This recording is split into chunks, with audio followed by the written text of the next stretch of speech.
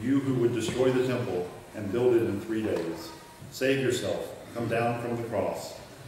In the same way the chief priest, along with the scribes, were also mocking him among themselves and saying, he served others, he cannot save himself.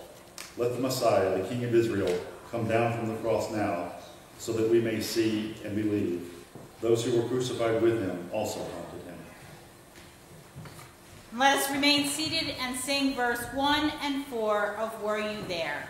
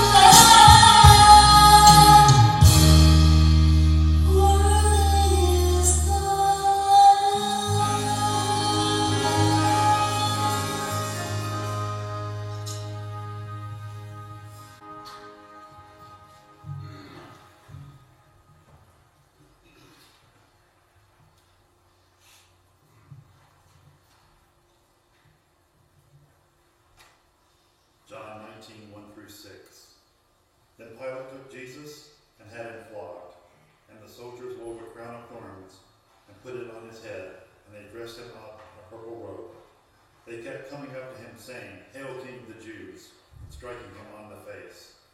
Pilate went out again and said to them, "Look, I am bringing him out to you, to let you know that I find no cause against him." So Jesus came out, wearing the crown of thorns and the purple robe.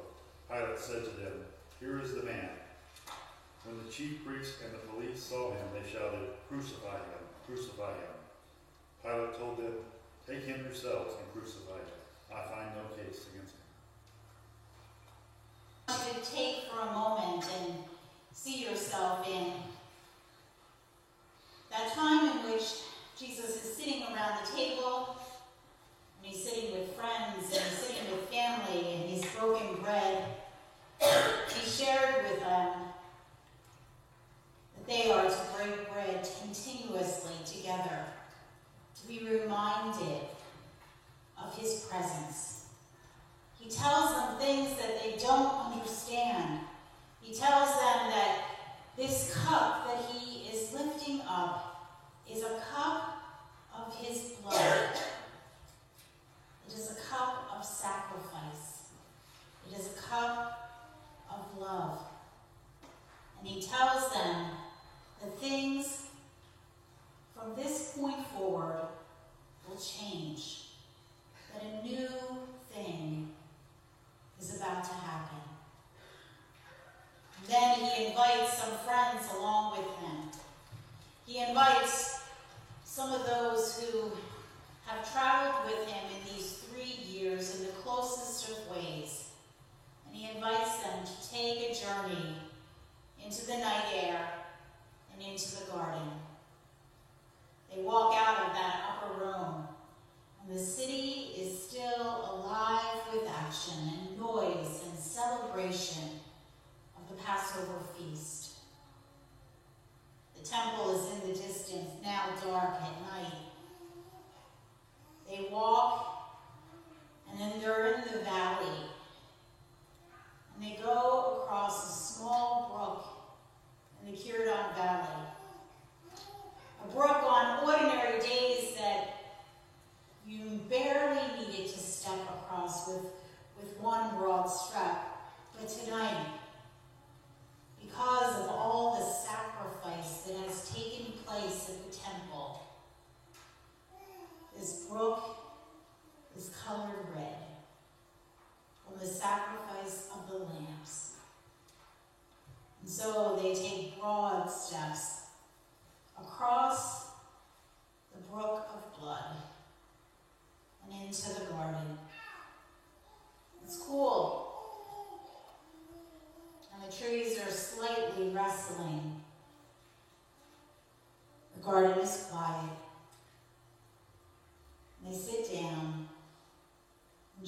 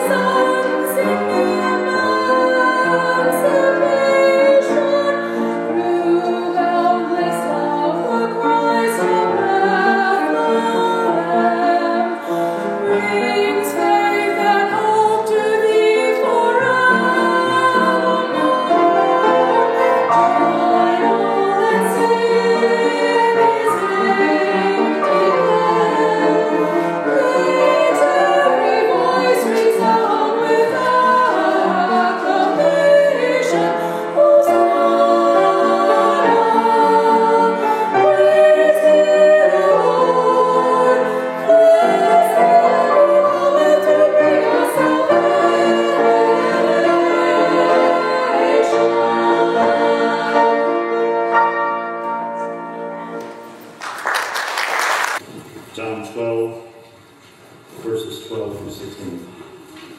The next day, the great crowd that had come to the festival heard that Jesus was coming to Jerusalem. So they took branches of palm trees and went out to meet him, shouting, "Hosanna! Blessed is the one who comes in the name of the Lord, the King of Israel." Jesus found a young donkey and sat on it, and it is written, "Do not be afraid, daughter of Zion. Look, your king is coming, sitting on a donkey's colt."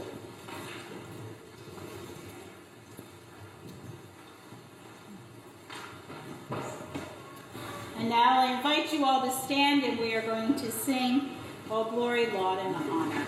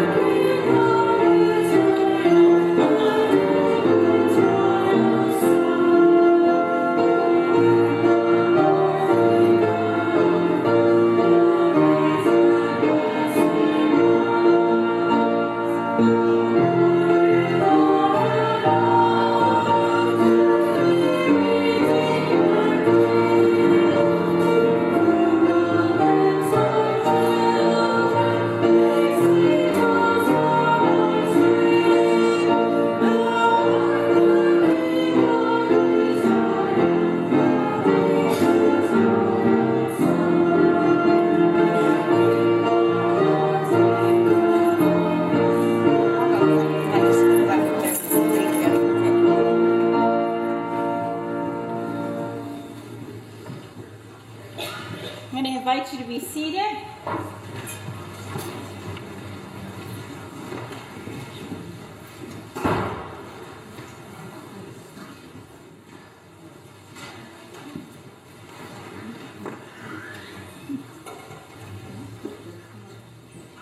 For those who might not regularly be here with us, Nicole has a seizure disorder, and she just had a seizure, and I believe we have called 911, so we might have some medics coming in the middle, but we have 2 nurses in the back taking care of her, so she is being well cared for. We want her to remain, feel comfortable that she can continue to come to this place and worship, and so we honor her wishes by just continuing to go on and just take care of her medically. Will you pray with me?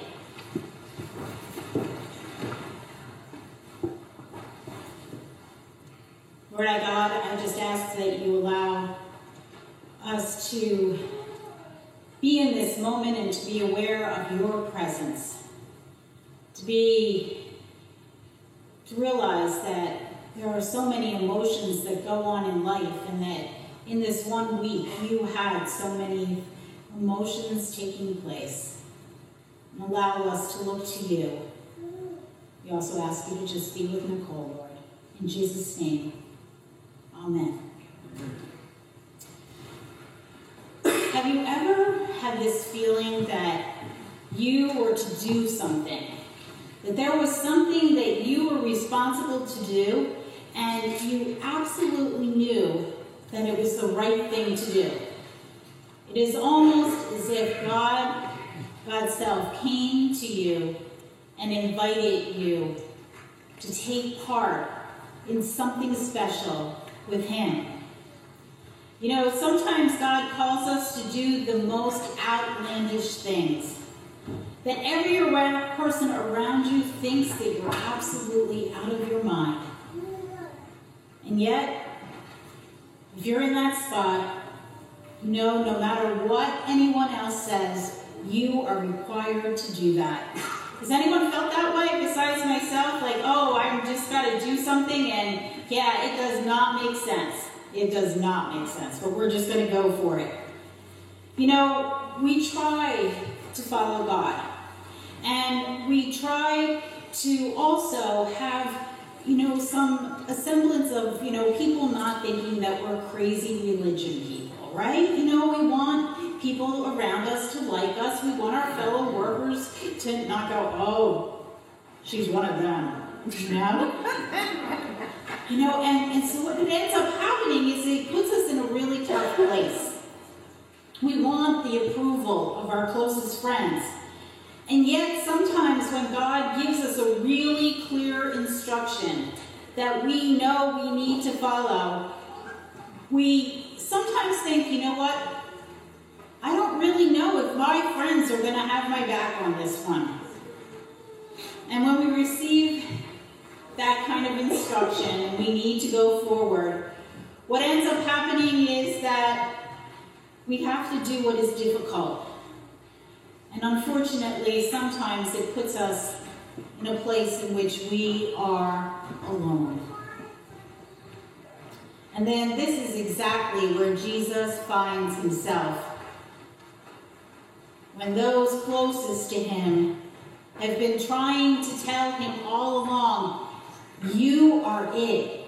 This is the moment. This is the moment in which we have all been working for.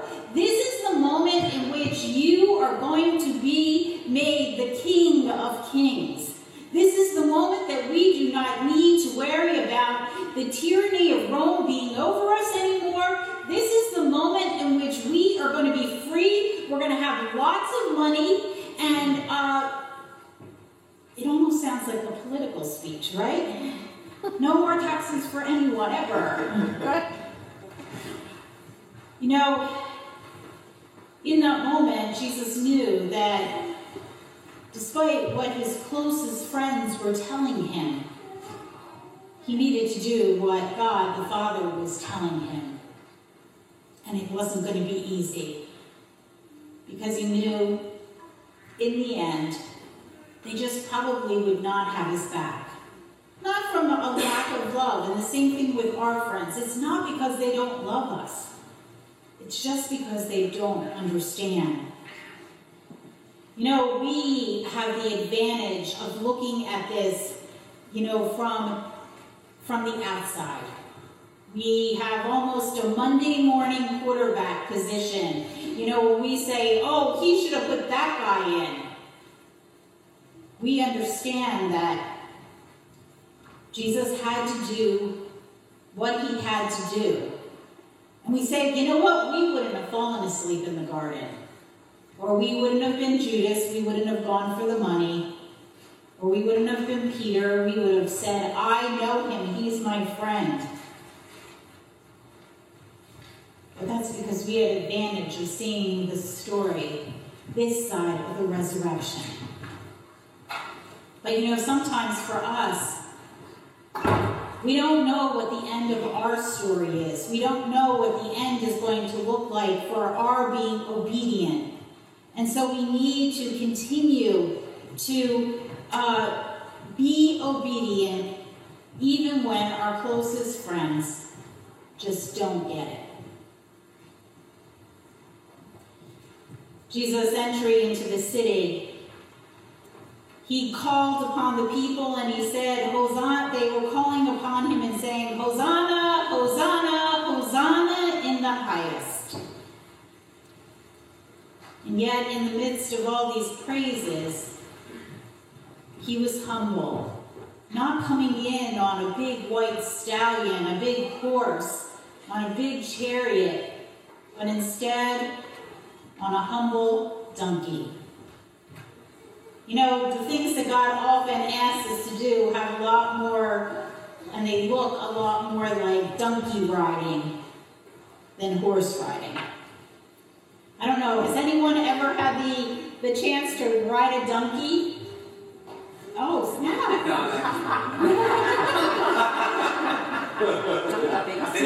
Was it really somebody had a chance to, Tom, Damien? Okay, yeah, donkey riding. Now, did you also ever ride horses? Yes, and donkey riding and horse riding are two different things, right? Like, donkeys are lower, they don't go as smoothly as horses. They're a little bumpy and slow, and yeah. We wouldn't choose to pick the donkey theology. We don't want to go slow. We don't want the road to be bumpy. We don't want our feet to be touching the ground. Instead, we want to be going flying through. When Jesus rode in on that day, and he was the King of Kings, and he proceeded to show them what the king, when the king is coming from heaven, looks like. It was not just about the humble arriving, but it was all the pieces of the story put together. It's the arrival, and the breaking of bread, and the sharing of the cup, and the washing of the feet.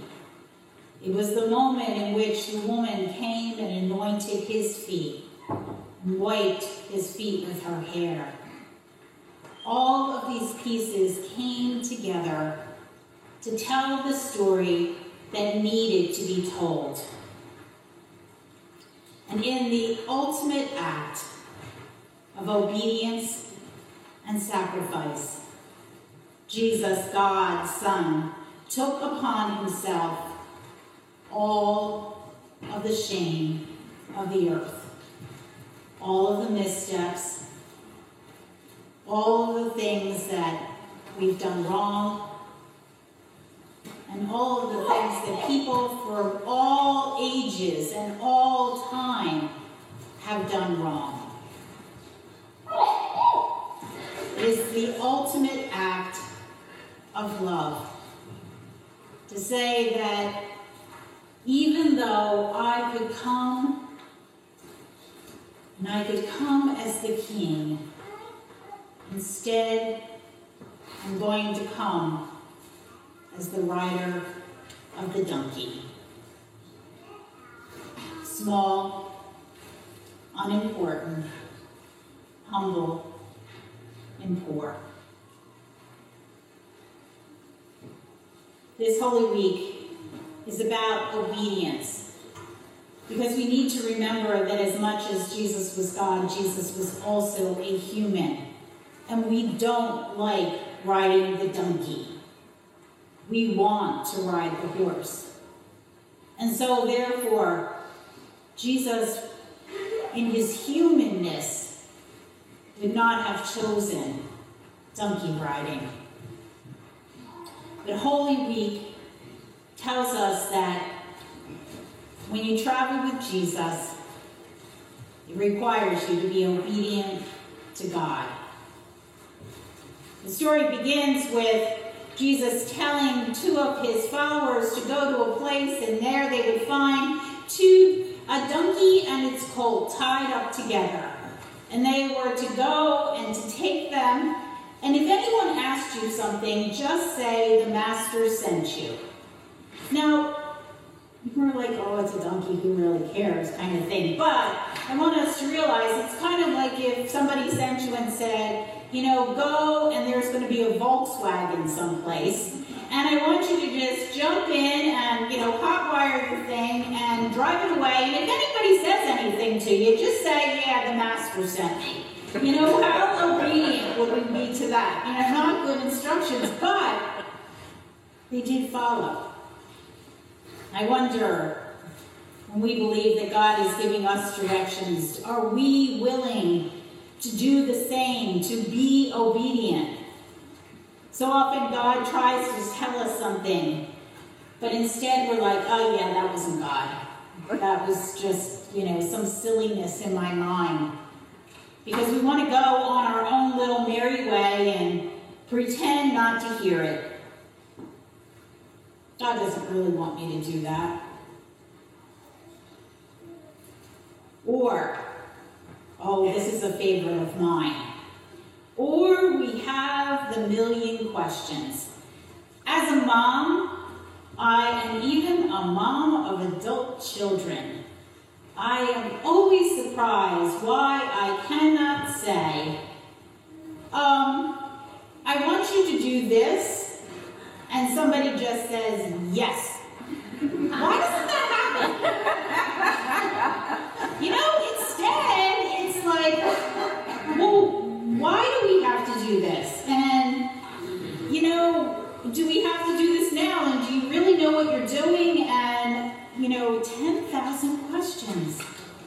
But Jesus doesn't ask all the questions. Instead, he's obedient and prays. If we notice, Jesus goes into this realizing that most of this trip he'll likely do alone. Most of this trip he will just be able to hold on to the fact that he is being obedient to God. And he's still willing to obey. You know, I know a lot of times the hardest thing for me is when God asks me to do something, to trust all the way through the process. To trust that when things aren't going my way, that is going to be the way that God is going to open the doors that are necessary. About, I guess it was about 1996, I felt like God was sharing with me that, and I know that always sounds weird, especially if you're not a church person. God is telling me, but it's just a sense, and you've prayed about it, and it just keeps coming back to you, that I needed to finish up, or I needed to get back into college. At that point, I had a small child, a teenager. I was working 2 jobs. One of it is we owned our own business, and it just did not make sense to go back to college. But I found that you could take college classes, and today we would call it online learning, but back then it was called distance learning. And so what would happen is they would send you books in the mail, and then you would fill out this package, and then you had videotapes, and you put them in your VCR, and you watched them, and it was absolutely torturous. It really was. It was not anything I was interested in whatsoever. But I proceeded through, and as I continued on the journey, a lot of it just seemed silly and unnecessary. Like, who needs math, really? I don't know why we learn that, we have calculators. But I processed through with people encouraging me, saying, just do it. And all of those years of work are finally coming and culminating together, and actually I'm taking my last class in my master's degree. And they called me this week, and they told me that I get to defend my thesis, and they gave me a date, and I took my graduation picture, and I ordered my cap and gown, and I'm like, I can't believe it. But it was about being obedient, because I would not have chosen this path on my own. And I know that God has placed things in all of your hearts because God has a desire. And most of the time, it's going to look like riding on a donkey. It's going to have a lot of getting dirty, feet dragging, and a lot of bumps. But if you are doing this with God, amazing things will happen.